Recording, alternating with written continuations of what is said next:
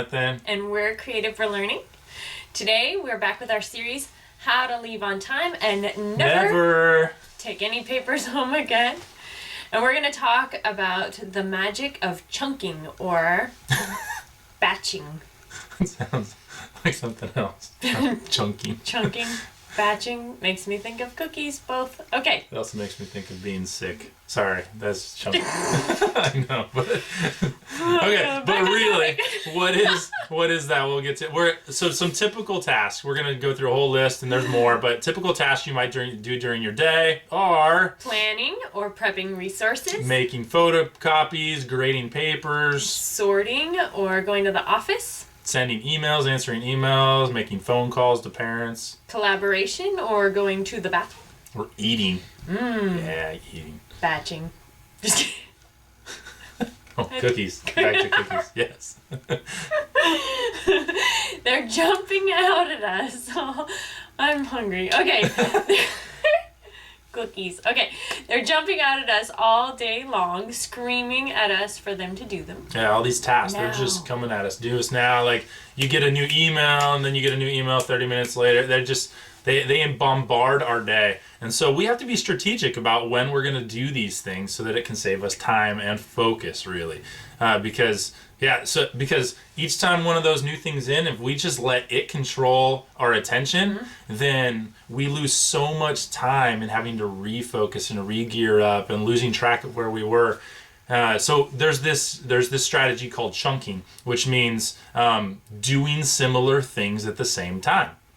Right? So you have to let all the things come in, and then you have to sort them, and then you do each group together instead of doing them all haphazard and separately.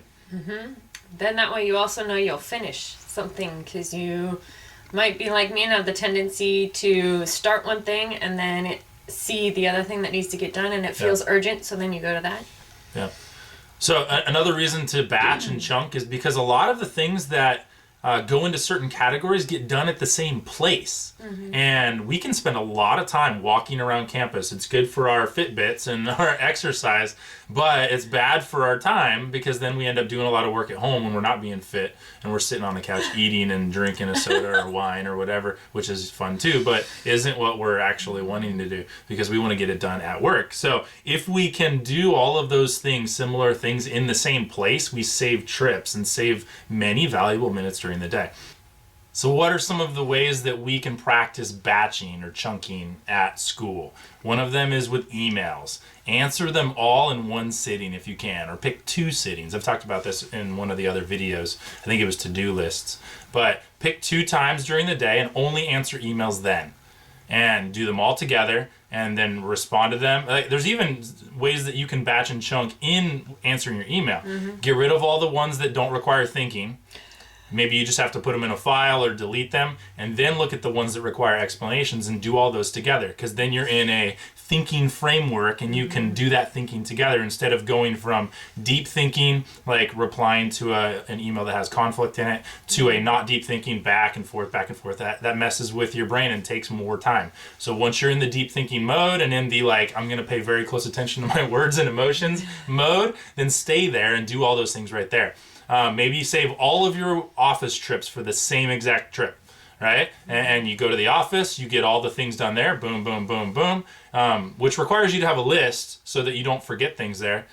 So keep a list right there on your desk. I always did it on a Post-it note. Do it right there. Take the Post-it note in your hand, and then you got everything on that list. You look at it and go, I can go back to my class, and you're done in the office for that day. Unless you need to go back later, then make a list, and don't go back till you have lots of things on the list. Unless it's super urgent, then of course you have to do it. But just remember that most things aren't urgent, right? You're like, I need more staples, and you can just make more staples, and then later when you're in the office, get more staples. Another one is making all phone calls at the same time, especially if you're kind of introverted like me and you have to work up the motivation to make phone calls. That's good to just do it all like I will. Is it bad to text message parents? Probably. Some of us, we don't ever want to be on the phone. We'll text message or email. And then also saving collaboration for the same time. And then that way it helps, like, I need to talk to these 2 people about these certain things. And then you have a time frame So then you're less likely to linger and know, like, I've got to get this done and I've got to talk about these things. Yeah, if you just give yourself 10 minutes, 5 minutes for each collaboration discussion, then at the end of the first one, you know you have to go to the second one. Otherwise, we'd stay there and talk there for a long time and tell stories, because it's really fun to collaborate and to share war stories from the day with other teachers. And so if you give yourself a time frame, then you can go there, share the war stories, get back to your classroom so you can not do work at home. Are you considering war stories collaboration? Yes. Or is it, okay. It's commiseration sometimes. Co-misery, right? Together, yeah. Oh, okay. So, go for it. Conversation for the day.